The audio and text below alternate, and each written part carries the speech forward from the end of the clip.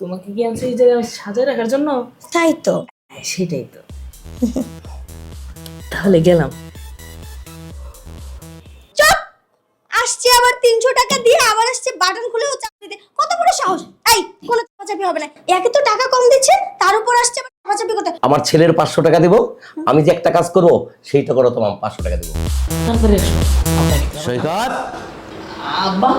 মেয়েটাকে ও আমার ক্লাসমেট। যাও ভিতরে যাও। আচ্ছা ঠিক আছে।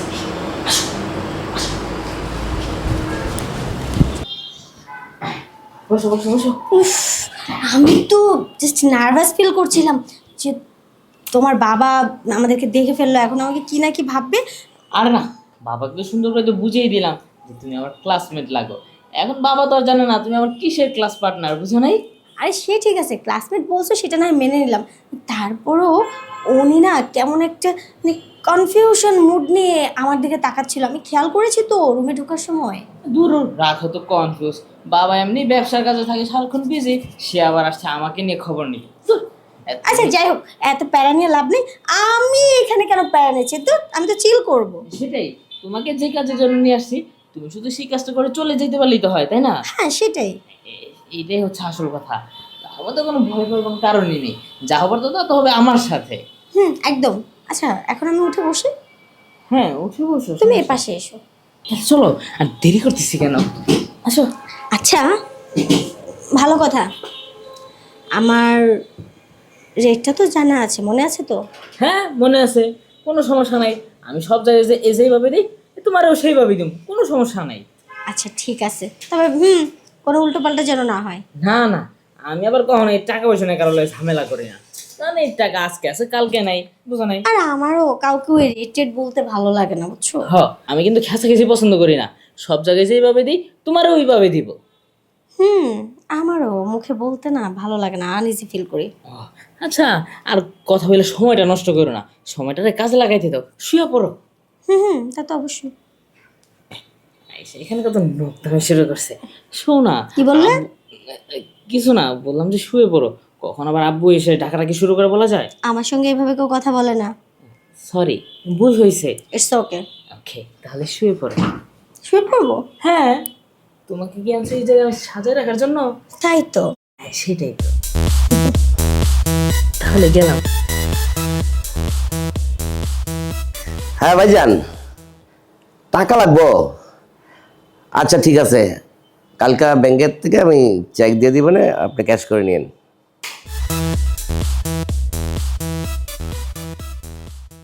আচ্ছা ঠিক আছে, আমার কাজ শেষ, এখন আমি চলে যাব। দাও আমার পেমেন্টটা দাও।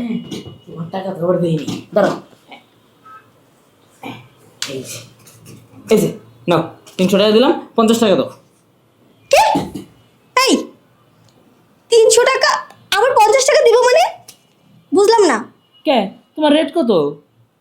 500। 500 না, তাহলে আমি কি? তুমি স্টুডেন্ট। তাহলে হাফ কত হয়? 250। 250 না, এই যে, এই যে কি সুন্দর সোজা হিসাব। এই যে 200, এই যে 100, 300। তাহলে আমি তোমার তো কয়টা পাই? 250 তে 300 গেলে কয়টা পাবো? 50।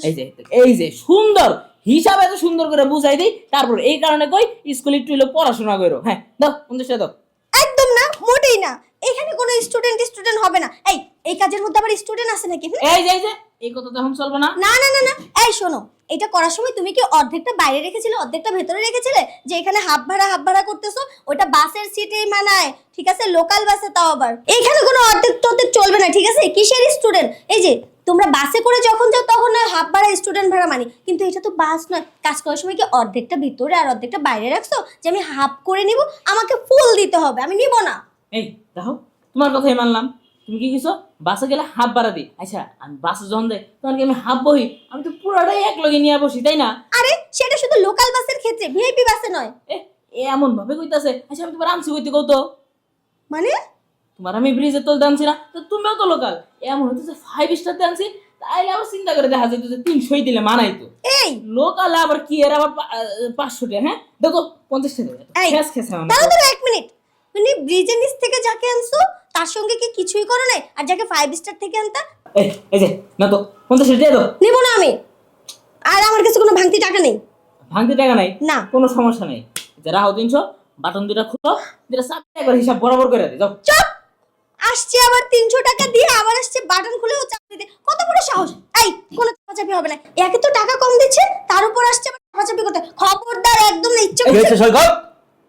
আব্বা ওই তেমন কিছু না, দুইজনে পার্টনার একটা নোট কিনছিলাম তো, ওইটা নিয়ে একটু ঝামেলা হয়েছে। থামো, আমার আব্বা। কাছে মিথ্যা কথা বলো না। তোমাদের 50 টাকা আনতে হইবো। ওরে দাও তো, এই 50 টাকা নেই যত ঝামেলা। আব্বাই দিতাস। কিসের 50 টাকা? তোমাদের সব কিছু আমি শুনছি, দেখছি। আমার সাথে তুমি লুকোচুরি করো না। তুমি যাও, যাও তোমার রুমে। আচ্ছা মামনি, বলো তো কি হয়েছে? এদিকে তাকাও। আমার সাথে লুকোচুরি করো না, আমি সব বুঝছি। এখন সত্যি একটা কথা বলবা, তো তোমার সাথে কত টাকা চুক্তি হয়েছিল?